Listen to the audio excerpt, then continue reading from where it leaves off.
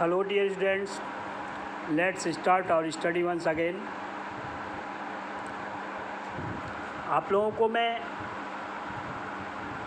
Participle मतलब non finite में infinitive और जीरेंड पढ़ा दिया था। पार्टिसिपल पढ़ा रहा था। बीच में कुछ दिन बहुत व्यस्तता होने के कारण, समयाभाव होने के कारण वीडियो नहीं भेजा था। अब समझता हूँ कि रेगुलर वीडियो बनेगा। अभी आप लोगों को फर्स्ट पेपर भी पढ़ाना है, लेकिन पहले अब मैं इसको ट्रांसलेशन आप लोगों को पढ़ा दूँ। लास्ट चैप्टर चल रहा है, प्रेजेंट पार्टिसिपल, पास्ट पार्टिसिपल और परफेक्ट पार्टिसिपल पढ़ा करके पॉजिटिव वर्ब पढ़ा देंगे बस। उसके बाद फिर ट्रांसलेशन का सारा चैप्टर ख़त्म हो जाएगा आपका।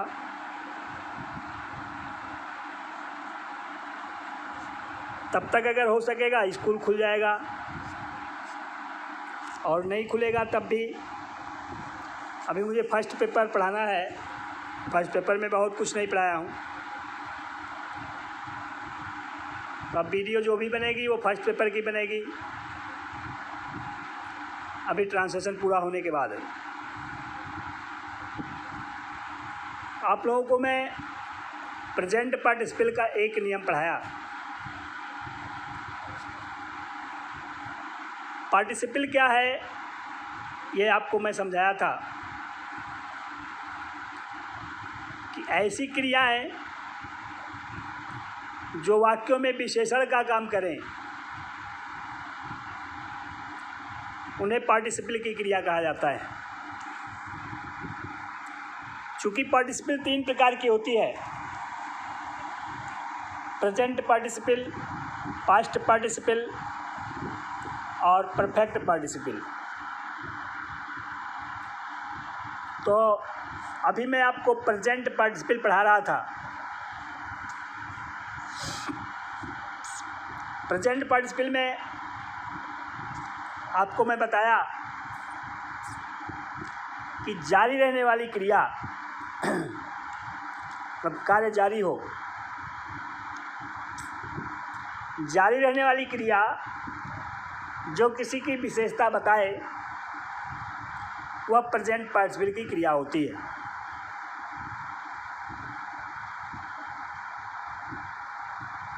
इसके अनुवाद के लिए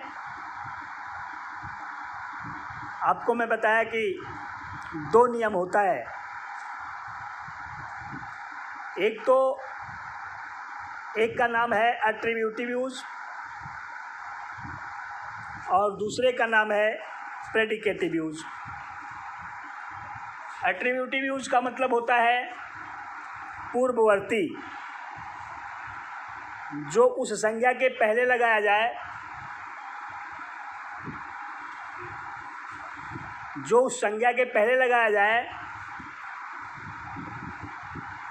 जिसकी वो विशेषता बता रही हो, वह एट्रीब्यूटिव यूज होता है। और जब कोई विशेषण किसी संज्ञा, उस संज्ञा के बाद में लिखा जाए वाक्य में, जिसकी विशेषता बता रहा हो, तो वह प्रेडिकेटिव यूज होता है। अभी फ़िलहाल मैं आपको केवल एट्रीब्यूटिव यूज बता रहा था। एट्रीब्यूटिव यूज में पहला नियम आपको मैं पढ़ाया हूँ।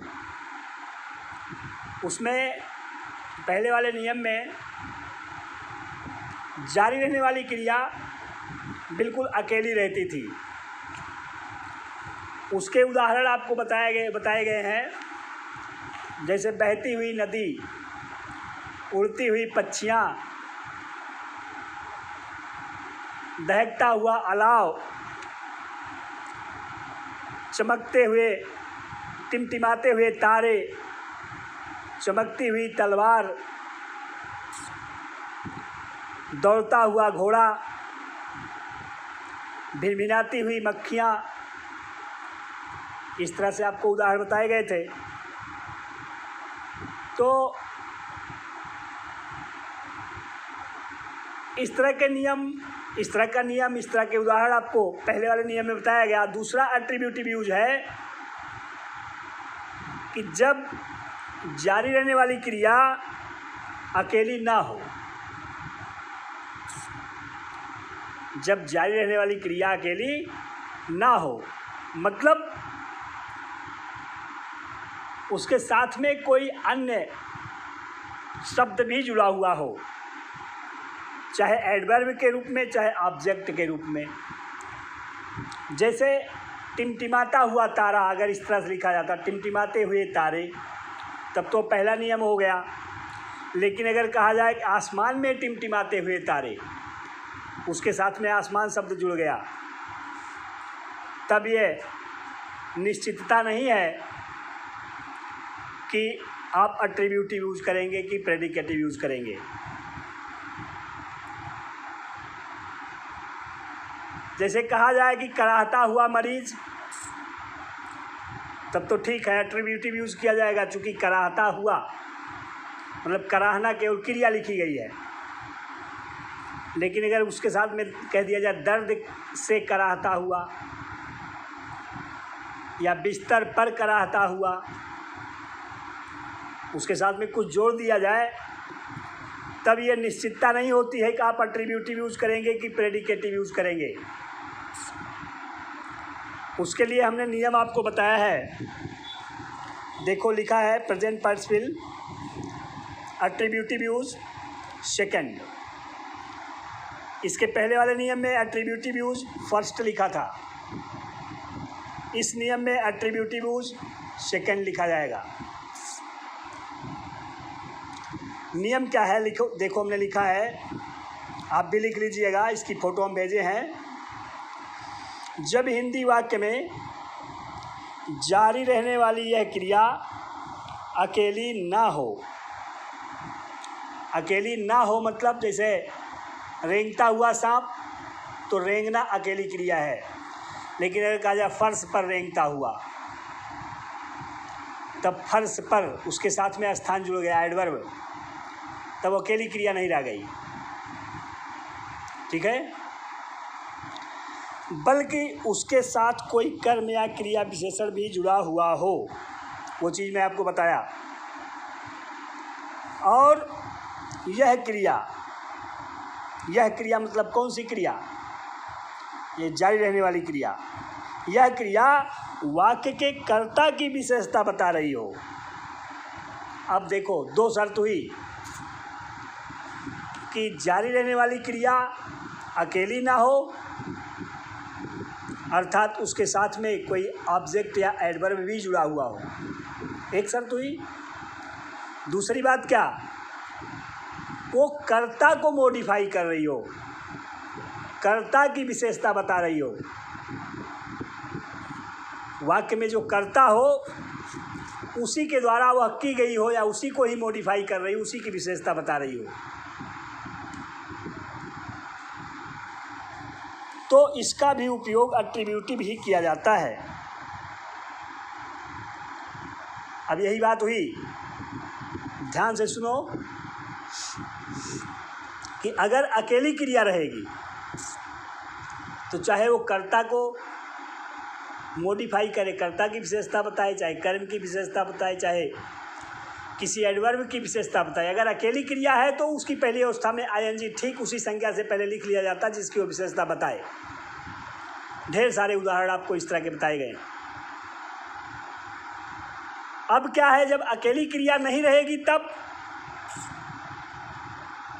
जब क्रिया के साथ में कोई ऑब्जेक्ट या एडवर्ब जुड़ा हुआ होगा, तब आपको ये सोचना पड़ेगा कि इसमें एट्रीब्यूटिव यूज़ किया जाए या प्रेडिकेटिव यूज़ किया जाए। एट्रीब्यूटिव यूज़ करेंगे कब, जब वह जारी रहने वाली क्रिया अकेली ना हो और वाक्य के कर्ता को मॉडिफाई कर रही हो, कर्ता के द्वारा की जा रही हो, तब तो आप एट्रीब्यूटिव यूज़ करेंगे। और अगर कर्ता को मॉडिफाई ना करे, कर्म को या एडवर्ब को मॉडिफाई करे, तो फिर हम प्रेडिकेटिव यूज करते हैं। इसके बाद वाले नियम में आपको पढ़ाया जाएगा।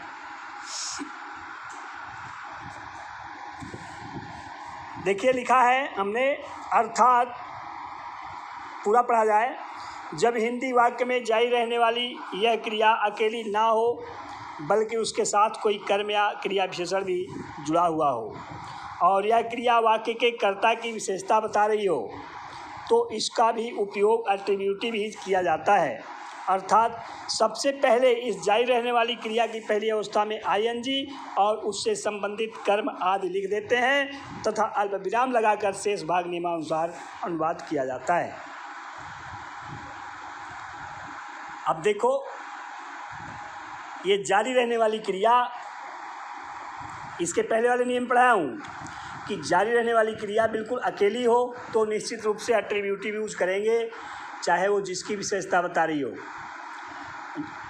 उस अकेली जारी रहने वाली क्रिया की पहली अवस्था में आईएनजी विशेषण की तरह से ठीक उसी संज्ञा के पहले लिख दिया जाता है जिसको मॉडिफाई कर रहे, जिसकी वो विशेषता बता रही हो। ठीक, लेकिन अगर अकेली क्रिया नहीं है, उसके साथ में कोई कर्म या क्रिया विशेषण भी जुड़ा हुआ है, तो यह निश्चितता नहीं है कि आप एट्रीब्यूटिव यूज करेंगे कि प्रेडिकेटिव यूज करेंगे। उसके लिए आपको एक पॉइंट ये ध्यान देना पड़ेगा कि अगर यह क्रिया वाक्य के कर्ता को मॉडिफाई कर रही हो, कर्ता के द्वारा की जा रही हो, तो आप एट्रीब्यूटिव यूज करेंगे, और अगर कर्म के द्वारा की जा रही हो या क्रिया विशेषण किसी अन्य क्रिया विशेषण के द्वारा की जा रही हो तो आप उसका प्रेडिकेटिव यूज करेंगे। वो प्रेडिकेटिव यूज जो है वो रूल नंबर 3 के रूप में, प्रेजेंट पार्टिसिपल के तीसरे नियम के रूप में पढ़ाया जाएगा। अभी आपको मैं प्रेजेंट पार्टिसिपल का दूसरा नियम पढ़ा रहा हूँ।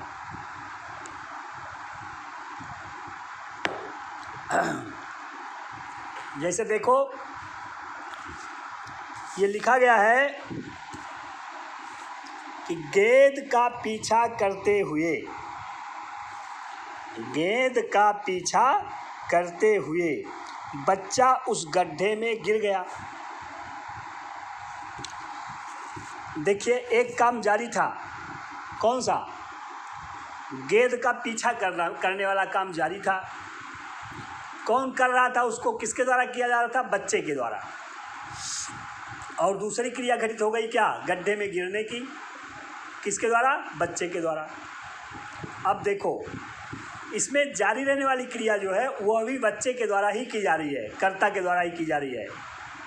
जो दूसरी क्रिया है वो गड्ढे में गिरना, गिरने का कर्ता कौन है? बच्चा। ठीक, तो आप ये समझिए, इस चीज़ को ध्यान से समझिए कि ये जो अन्य क्रिया है गिरना, इसका कर्ता कौन है? बच्चा है।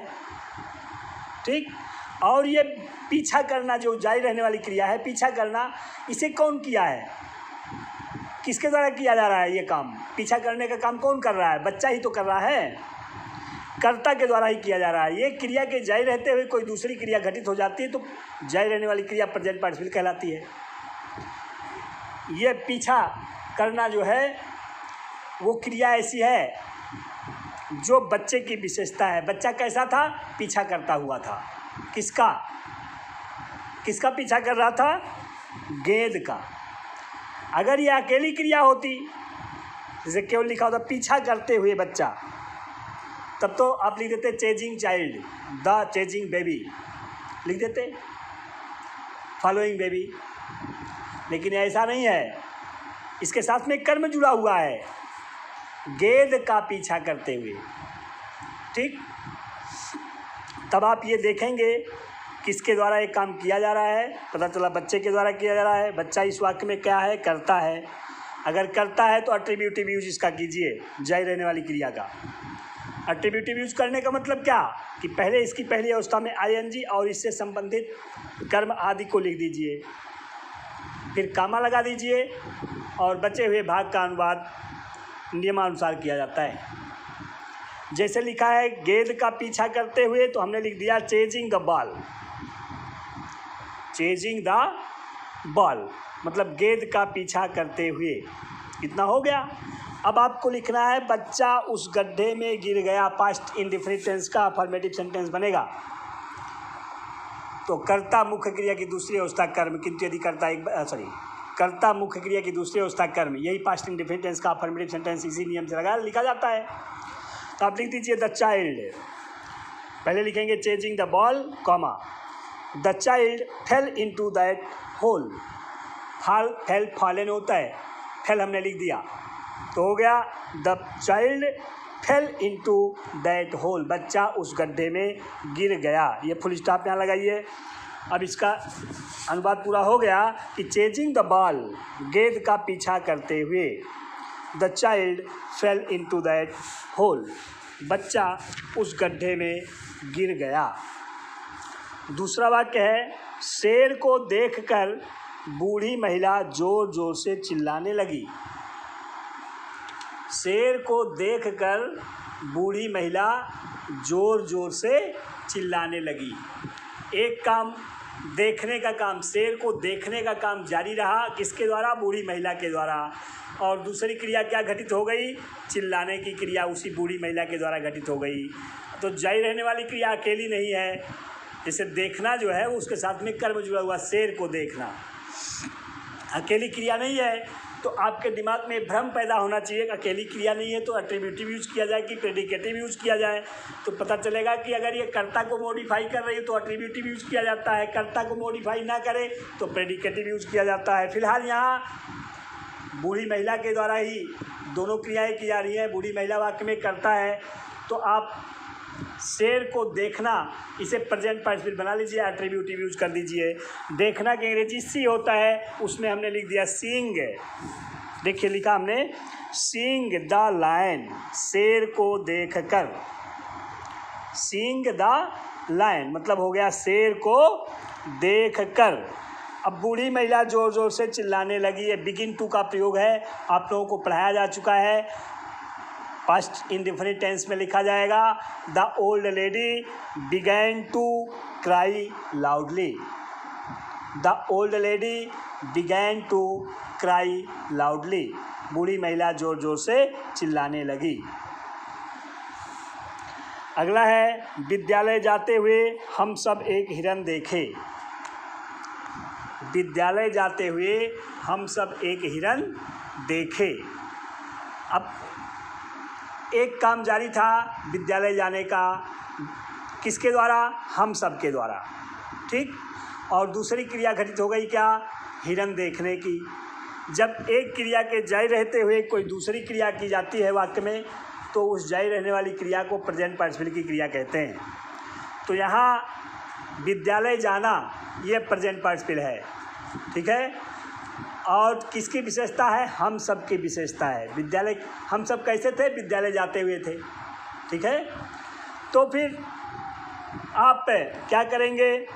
पहले इसको एट्रीब्यूटिव यूज करेंगे। एट्रीब्यूटिव यूज का मतलब उस संज्ञा के पहले लिखा जाए वाक्य में जिसकी वो विशेषता बता रही हो। तो हम सब की अंग्रेजी वी होती है, उसको लिखने से पहले इसको लिख लिया जाए। तो जाते हुए की अंग्रेजी हो गया गोइंग। कहाँ जाते हुए? स्कूल, टू स्कूल हो गया। गोइंग टू स्कूल, देखो हमने लिखा है गोइंग टू स्कूल, फिर कॉमा लगा दिया, फिर बचे हुए भाग का अनुवाद नियमानुसार किया जाता है। हम सब एक हिरन देखे, पास्ट इंडेफिनिट टेंस का अफर्मेटिव सेंटेंस है, कर्ता मुख्य क्रिया की दूसरी अवस्था कर्म। We saw a deer, going to school, we saw a dear, विद्यालय जाते हुए हम सब एक हिरन देखे। अगला है समाचार सुनकर उसकी माँ बेहोश हो गई। समाचार सुनकर उसकी माँ बेहोश हो गई। ऐसा नहीं होगा कि समाचार सुनेगी सुबह को और बेहोश होगी शाम को। इसका मतलब है कि समाचार सुनते ही, सुनने का काम जारी था और दूसरी क्रिया हो गई क्या? बेहोश होने की, ठीक है।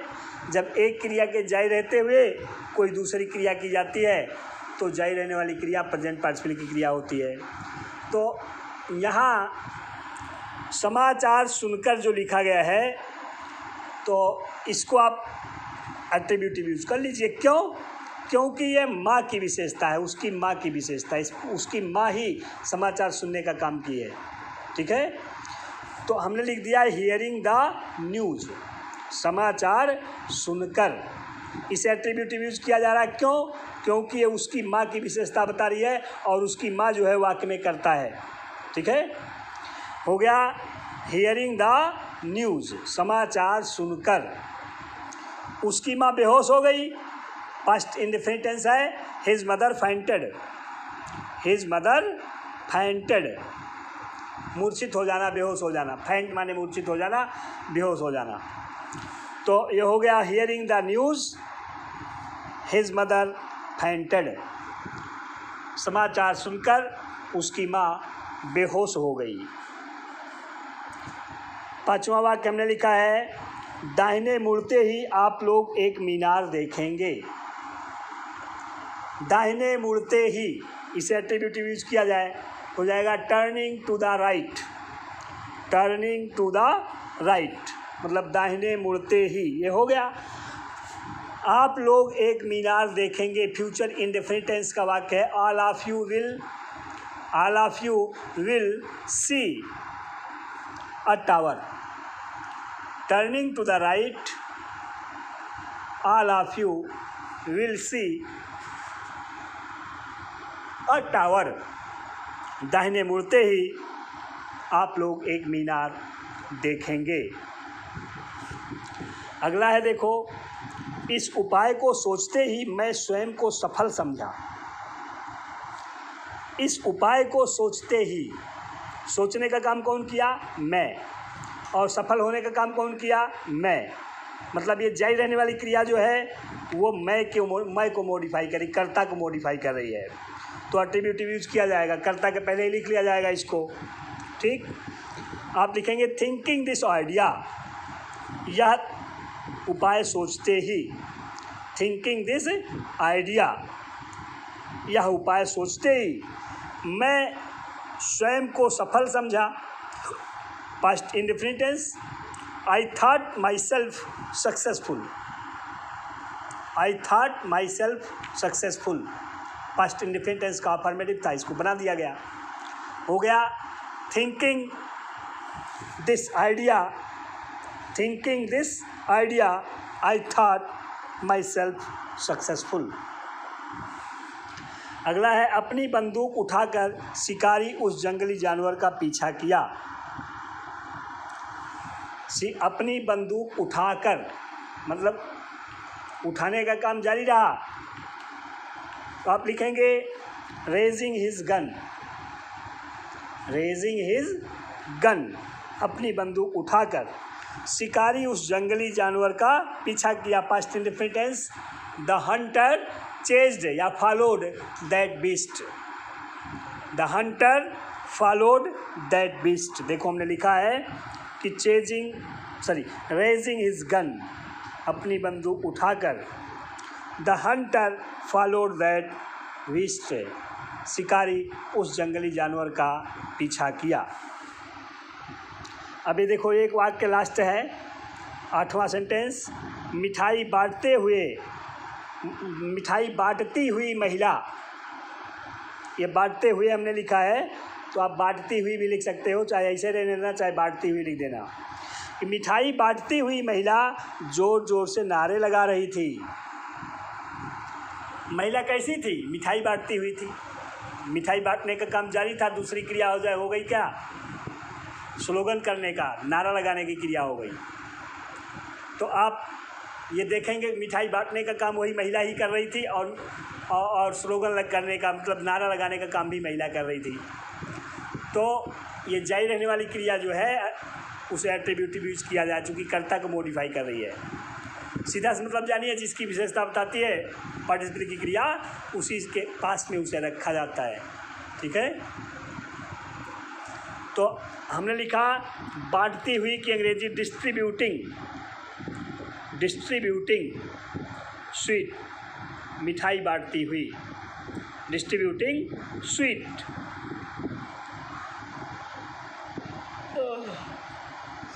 द लेडी जोर जोर से नारे लगा रही थी, पास्ट कंटिन्यूअस टेंस का वाक्य है, पास्ट कंटिन्यूअस टेंस में इसे लिख दिया जाए। The lady was shouting slogans loudly. Distributing the sweet. The lady was shouting slogans loudly.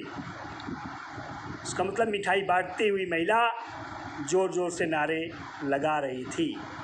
इस तरह से बेटा यह प्रेजेंट पार्टिसिपल का एक नियम और मैं आपको पढ़ा दिया। Attributive use first, attributive use second. तो इस तरह से एट्रीब्यूटिव ख़त्म हुआ। अब अगली वीडियो में आपको प्रेडिकेटिव यूज पढ़ाया जाएगा। धन्यवाद।